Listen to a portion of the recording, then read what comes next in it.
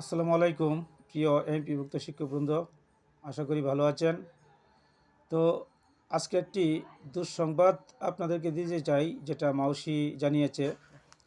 সেটা হচ্ছে জানুয়ারি মাসের বেতন 3,49,000 শিক্ষক কর্মচারীদের বেতন এই ফেব্রুয়ারি মাসের শেষ সপ্তাহে অর্থাৎ এই সপ্তাহে দেওয়ার কথা ছিল, কিন্তু শিক্ষা মন্ত্রণালয় থেকে এই জানুয়ারি মাসের বেতন কিন্তু অনুমোদন হয়নি, যার কারণে এই সপ্তাহে হচ্ছে না।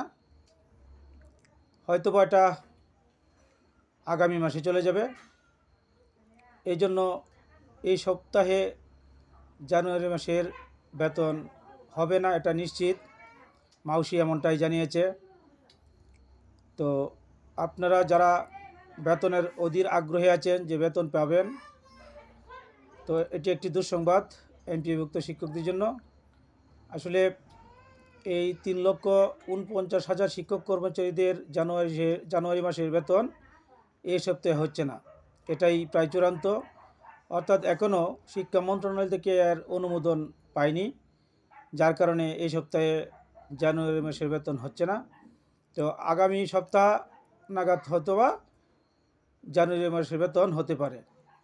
আগামী সপ্তাহে বলতে সেটা মার্চ মাসের প্রথম সপ্তাহে হতে পারে। এই ছিল আজকের ইএফটির সর্বশেষ আপডেট। তো ভিডিওটি ভালো লাগলে অবশ্যই আমার চ্যানেলটি সাবস্ক্রাইব করবেন। আর একটা জিনিস বলে রাখি, আমরা কিন্তু কোনো তথ্য মন গড়া দেই না।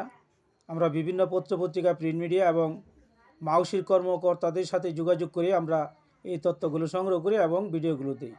ধন্যবাদ সবাইকে।